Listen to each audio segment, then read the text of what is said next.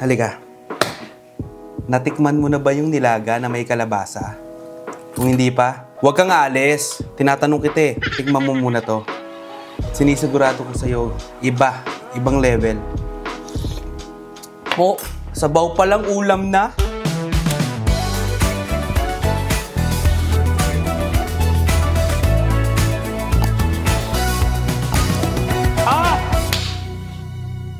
Ito lang yung mga kailangan nyo na ingredients. Beef shank na may bone marrow or yung tinatawag sa atin na bulalo. Tapos, gumagamit ako dito ng kalabasa. Yes, ito yung magpapasarap pa at magpapalapot ng sabaw ng nilaga. Medyo malalaking cut yung ginawa ko kasi isasama ko to habang pinapalambot natin yung beef shank. So, ano pa gagawin?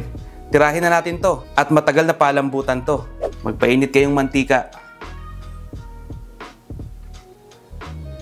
Ang una kong ginagawa dito guys, sinisir ko muna tong beef shank para makuha natin yung Maillard reaction. Maillard reaction, tama ba yun? Basta yun, para magkaroon siya ng brown, mas sumarap pa yung beef shank, okay? Sear nyo muna magkabila.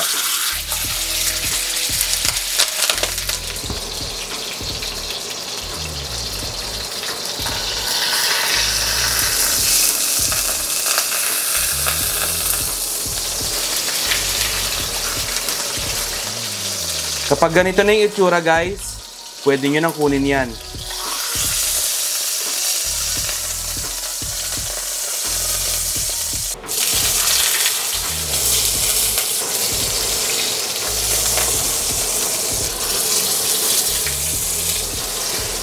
Kapag na-sear nyo na lahat ng beef shank, ibalik nyo na. Yan, balik nyo. Then you add your onion.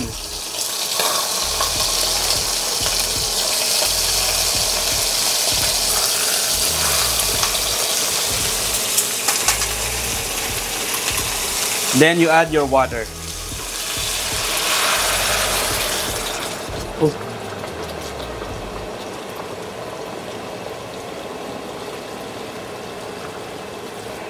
Yung dami ng tubig guys, basta lumubog lang yung beef shank, okay?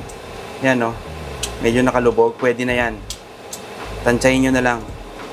Naka-medium heat ako dito, tapos hihintayin lang natin itong kumulo bago natin takpan. Okay guys, tanggalin muna natin tong scums. Yan o. Kahit mahirap tayo, hindi tayo nakain yan.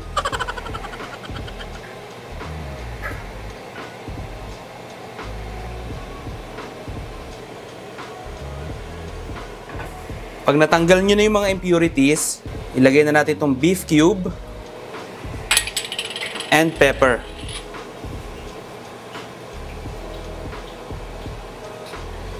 Yung iba ang ginagamit, whole pepper. Pero ako, ground pepper ang gusto ko. Kasi minsan nakakain ko yung whole eh. Nasusuka ako.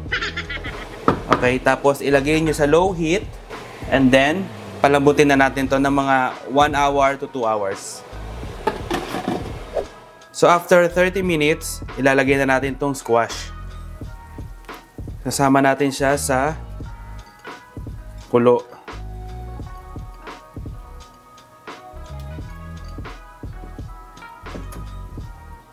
Tapos, papalambutin pa natin to ng mga 1 hour and 30 minutes. So, after mga 2 hours, pwede na yan. Ngayon, ang gagawin natin, etong squash, nakikita nyo buo-buo pa. Dudurugin natin yan, no? I-dissolve natin sa sabaw. Yan.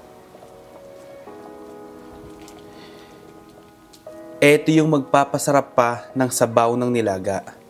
Sinisigurado ko yan sa inyo guys. Turugin nyo lang.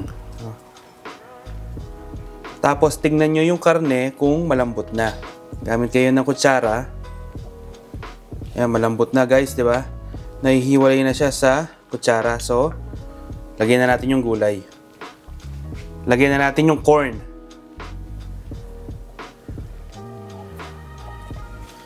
And yung potatoes.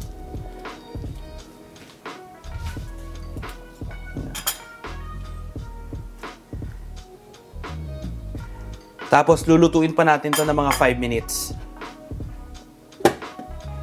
So after 5 minutes, pwede na natin ilagay yung iba nating mga veggies. Unahin natin tong napa cabbage. Po, kakasya kaya to? Kasya yan. Tiwala lang. Liliit naman to eh.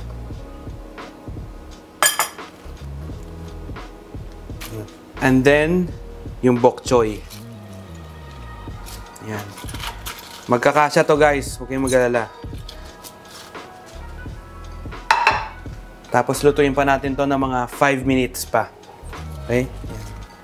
Make sure nyo lang na matatakpan natin. So after 5 minutes, lagay na natin yung saging. Yan. Saging na saba or plantains. Then, spring onions. Tapos, 3 tablespoons of fish sauce. Or depende sa alat na gusto nyo. Kung gusto nyo maglasang dagat, ilagay nyo yung buong bote.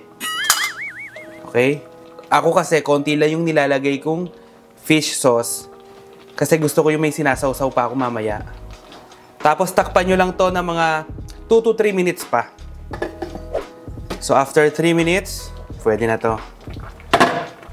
Po. Ngayon, tikman na natin yung sabaw kung okay na sa alat. Po, ang sarap. Pwede na to. Eh, ano pa gagawin? Tirahin na natin to.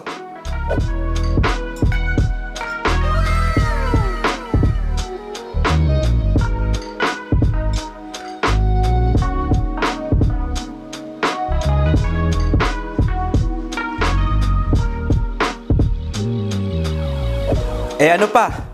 Tirahin na natin to. Kain na tayo. Napakalambot ng karne. Lagyan natin ng sabaw. Ayan o. Ito matindi yan eh. Tingnan nyo to ha. Tingnan nyo. Ayan o.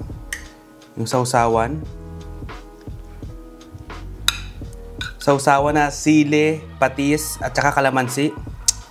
Perfect. Po. Ang tindi.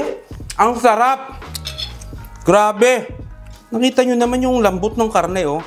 Yung bone marrow nga nawala na yun. Napasama na sa sabaw, eh. Matindi to. Subukan nyo na. Tsaka yung sabaw niya, ibang klase talaga, oh. Ang sarap. Ang sarap ng sabaw.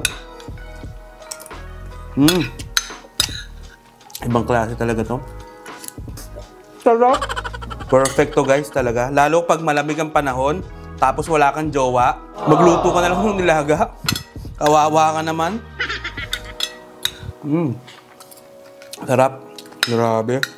Shoutout nga pala sa biyenan ko na nag-i-enjoy dyan sa Japan. Ma, pa, huwag nyo kakalimutan yung pasalubong namin ha. Yung pinagbili ng mga anak nyo. Grabe tong sabaw. Ulam na eh. Ibang level. O yung mga magko-comment dyan, bakit may kalabasa yung nilaga? Subukan nyo muna bago nyo ako husgahan. Tapos pala, oy, halika. Tapos pala, kung meron kayong pressure cooker, ipe-pressure cooker nyo, di ba? Yung beef shank. Isama nyo na yung kalabasa. Isama nyo na. Para doon na siya ma-dissolve na siya doon. Ang hirap tigilan ng sabaw, grabe. Kung nagustuhan nyo tong video na to, parang awa nyo na, i-like nyo na, i-share nyo, mag-subscribe na din kayo, tapos i-comment nyo yung mga pagkain na gusto nyong tsambahan natin. Basta lagi nyong tatandaan guys, na ang luto, mas sumasarap yan kapag patsamba-tsamba lang. O paano? Next week ulit! Kalimutan ko to.